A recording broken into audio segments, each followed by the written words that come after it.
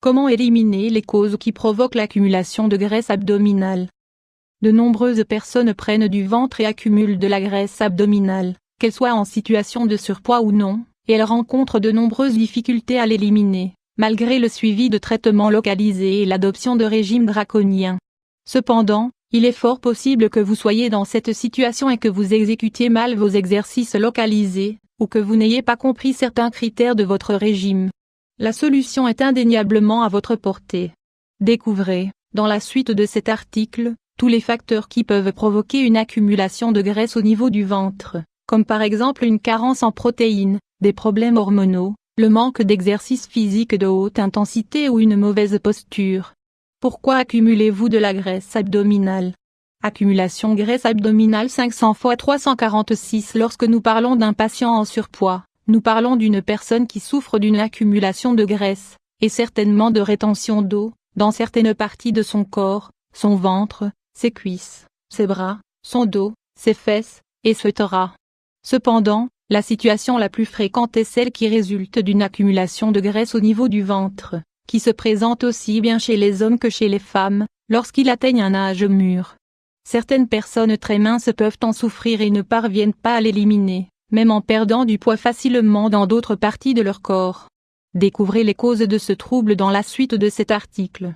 Une alimentation déséquilibrée, graisse saine 500 x 334. Lorsque nous nous demandons pourquoi nous avons de la graisse au niveau du ventre et que nous souhaitons savoir comment l'éliminer, nous pensons directement à réduire notre ingestion de calories. Cependant, l'idée la plus pertinente est celle qui consiste à dire que nous devons mieux choisir nos aliments. Ils doivent être de meilleure qualité et les moins transformés possible pour que nous puissions être en meilleure santé.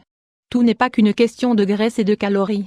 Une alimentation équilibrée capable de nous aider à perdre de la graisse abdominale doit suivre les principes suivants. Chacun des 3 repas principaux doit contenir une portion de protéines.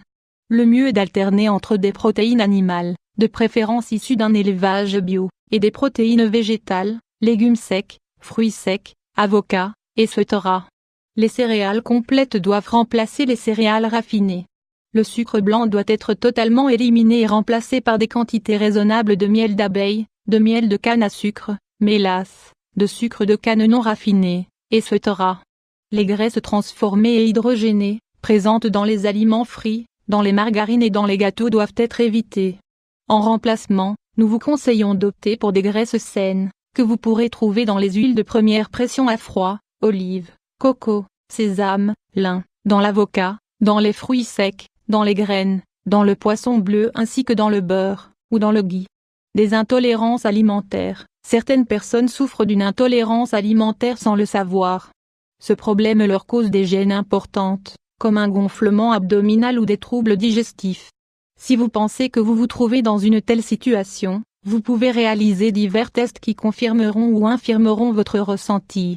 Les intolérances les plus habituelles sont celles au gluten et au lactose.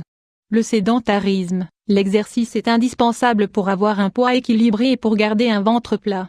En effet, le sédentarisme provoque une accumulation progressive de graisse dans toute la zone abdominale, qui ne peut être combattue que par le sport. Les exercices les plus adaptés pour lutter contre ce phénomène sont les exercices cardiovasculaires de moyenne ou de haute intensité. Faites 2 à 3 sessions d'une demi-heure par semaine pour en finir avec votre graisse abdominale. Les changements hormonaux. Les changements hormonaux provoquent une accumulation de graisse au niveau du ventre, notamment chez les femmes qui se trouvent dans une phase de climatério et de ménopause. Cependant, des femmes jeunes peuvent également présenter ce symptôme, alors même que leur taux d'œstrogène est au plus haut. Une alimentation équilibrée, comme nous l'avons dit précédemment, est un facteur déterminant pour réguler les hormones. Si vous la complétez par la prise de suppléments spécifiques, comme ceux à base de tavelure du pommier, de gâtillier et d'igname, vous pourrez lutter efficacement contre ces troubles. Pour les femmes ménopausées, l'huile d'onagre est particulièrement conseillée si une dérégulation hormonale est à l'origine de leur accumulation de graisse abdominale. En règle générale, lorsque les troubles hormonaux disparaissent, que ce soit grâce à des traitements ou simplement avec le temps, l'organisme parvient à se rééquilibrer de manière naturelle. Une mauvaise posture. Si aucun des facteurs précédents n'est à l'origine de votre accumulation de graisse abdominale, celle-ci pourrait être provoquée par l'adoption d'une mauvaise posture. De nombreuses personnes souffrant de déviation de la colonne vertébrale, comme la lordose ou la scoliose, accumulent de la graisse au niveau de leur abdomen. L'intelligence naturelle de l'organisme se met alors en route pour les aider à maintenir leur équilibre en station debout. La solution à ce problème est à rechercher du côté des exercices de rééducation posturale qui peuvent les aider à se relaxer, à s'assouplir et à fortifier la musculature de leur dos et de leur ventre. Si tel est votre cas, nous vous conseillons de consulter un kinésithérapeute.